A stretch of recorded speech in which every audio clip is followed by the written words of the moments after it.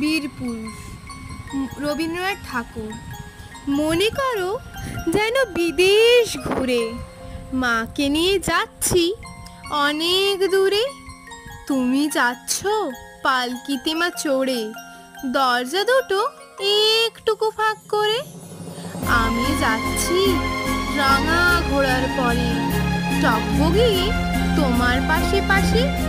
রাস্তা থেকে ঘোড়ার ঘুরে ঘুরে রাঙা ধুলোয় মেঘ উড়িয়ে আসে। সন্ধে সূর্য নামে পাটে, এলেম যেন জোড়া দিঘির মাঠে।